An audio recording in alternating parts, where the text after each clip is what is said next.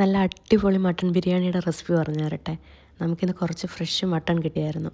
അപ്പോൾ വിചാരിച്ച് മട്ടൺ ബിരിയാണി ഉണ്ടാക്കിയാലോ എന്ന്. അപ്പോൾ തുടങ്ങിയാലോ? ചൂടായ പാനിലേക്ക് വെളിച്ചെണ്ണയാണ് ഒഴിച്ചു കൊടുക്കുന്നത്. ഇനി കയ്യിലുള്ള സ്പൈസസ് ഒക്കെ ഇട്ട് കൊടുക്കാവുന്നതാണ്. സ്പൈസസ് എല്ലാം മൂത്ത് വരുമ്പോഴത്തേക്കും നമുക്ക് അരിഞ്ഞു വെച്ചേക്കുന്ന സവോള ചേർക്കാം. സവോളയ്ക്കകത്ത് കുറച്ച് ഉപ്പും കൂടെ ചേർത്തിട്ട് നല്ലപോലെ വഴറ്റിയെടുക്കണം. അതിലേക്ക് ചതച്ച് വെച്ചേക്കുന്ന ഇഞ്ചിയും വെളുത്തുള്ളിയും കൂടെ ചേർക്കാം. ഇനി നല്ലപോലെ മിക്സ് ചെയ്തിട്ട് ഇത് ജസ്റ്റ് ഒന്ന് വേവാൻ വേണ്ടിയിട്ട് നമുക്ക് മൂടി വെച്ച് കൊടുക്കാം. ഇനി കഴുകി വെച്ച മട്ടനകത്തോട്ട് മുളക് പൊടി, മല്ലിപ്പൊടി, മഞ്ഞൾപ്പൊടി, ഉപ്പ്, പിന്നെ കുറച്ച് നാരങ്ങ നീരും കൂടെ ചേർത്തിട്ട് നല്ലപോലെ മാരിനേറ്റ് ചെയ്ത് വെക്കാം. അപ്പോഴത്തേക്ക് നമ്മുടെ സവോളയൊക്കെ വെന്ത് നല്ല സെറ്റായിട്ട് വരും. ഇനി ആ സവോളയ്ക്കകത്തോട്ട് മുളക് പൊടി, മട്ടൺ മസാല, മല്ലിപ്പൊടി, പിന്നെ കുറച്ച് കുരുമുളക് പൊടിയും കൂടെ ചേർത്തിട്ട് ഈ പൊടികളുടെ എല്ലാം പച്ചക്കുത്ത് മാറുന്നത് വരെ നല്ലപോലെ വഴറ്റിയെടുക്കണം. അങ്ങനെ സവോളയും മസാലയും എല്ലാം കൂടെ വഴന്നത് ഈ ഒരു കൺസിസ്റ്റൻസി ആവും. അപ്പോഴത്തേക്കും നമുക്ക് അതിനകത്തോട്ട് തൈര് ചേർത്ത് കൊടുക്കാവുന്നതാണ്. അങ്ങനെ ഈ തൈരും ഈ മസാലയും എല്ലാം കൂടെ ചേർത്തിട്ട് നല്ലപോലെ മിക്സ് ചെയ്ത് ചെറിയൊരു ഗ്രേവി ടൈപ്പ് ആവണം.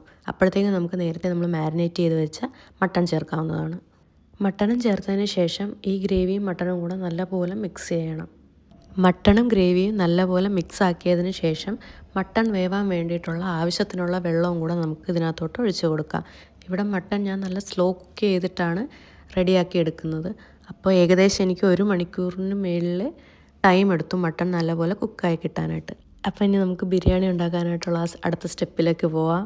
നമ്മൾ റെഡിയാക്കി വെച്ചേക്കുന്ന ആ മട്ടൻ്റെ ആ കറി ആദ്യം നമുക്ക് ഈ പാത്രത്തിലോട്ട് ഒഴിച്ചു കൊടുത്തിട്ട് കുറച്ച് മല്ലിയിലയും വറുത്ത് വെച്ചേക്കുന്ന സവാളയും കൂടെ ചേർക്കാം. ഇനി നമ്മൾ നേരത്തെ തന്നെ റൈസ് കുക്ക് ചെയ്ത് വെച്ചിട്ടുണ്ടായിരുന്നു. അരി വേവിച്ച പോർഷൻ നമ്മൾ വീഡിയോയിൽ ഇൻക്ലൂഡ് ചെയ്തിട്ടില്ല കേട്ടോ. നമ്മുടെ ഇഷ്ടത്തിനനുസരിച്ച് എത്ര വേവ് വേണോ ആ രീതിക്ക് നമുക്ക് ഇത് വേവിച്ചെടുക്കാവുന്നതാണ്. ഇനി നമുക്കിത് ലെയർ ചെയ്യാം. നമ്മൾ നേരത്തെ റെഡിയാക്കി വെച്ച മട്ടൺ നമ്മൾ ഈ പാത്രത്തിലോട്ട് മാറ്റിയായിരുന്നല്ലോ, അതിന് മേളിലോട്ട് ഈ അരിയും കൂടെ ചേർത്തിട്ട് വറുത്ത് വെച്ചേക്കുന്ന സവോള, പിന്നെ അരിഞ്ഞ് വെച്ചേക്കുന്ന മല്ലിയില, പിന്നെ നമ്മളുടെ ഈ നട്ട്സ് എന്തെങ്കിലും ഉണ്ടെങ്കിൽ അതൊക്കെ ചേർക്കാം. നമ്മളിവിടെ കാഷ്യൂ നട്ട് വറുത്തതും കൂടെ ചേർത്തിട്ടുണ്ട്. അപ്പം നമുക്ക് ഈ സെയിം പ്രോസസ്സ് തന്നെ റിപ്പീറ്റ് ചെയ്തെടുക്കുക. അരി ഇവിടെ നമ്മൾ 1/4 ഭാഗത്തോളം വേവിച്ചിട്ടുണ്ടായിരുന്നുള്ളൂ. കാരണം നമ്മൾ കുറച്ച് നേരം ഒരു 5 മിനിറ്റോളം ഇത് മൂടി വെച്ച് വേവിക്കുന്നുണ്ട്. അപ്പോഴത്തേക്കും അതിൻ്റെ കറക്റ്റ് വേവാവും. അപ്പോൾ ഇത് മൂടി വയ്ക്കുന്നതിന് മുന്നേ ലാസ്റ്റ് നമ്മൾ കുറച്ച് നെയ്യും കൂടെ ചേർത്തിട്ടാണ് മൂടി വയ്ക്കുന്നത്. ഏകദേശം 6-7 മിനിറ്റ് ലോ ഫ്ലെയിമിലാണ് മൂടി വെച്ചത്.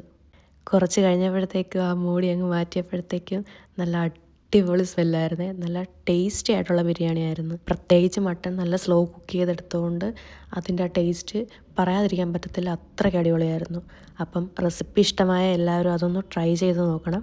ചാനൽ ഇഷ്ടപ്പെട്ട് കഴിഞ്ഞാൽ ഒന്ന് സബ്സ്ക്രൈബ് ചെയ്ത് സപ്പോർട്ടും കൂടെ ചെയ്തേക്കണേ. അപ്പോൾ ബൈ.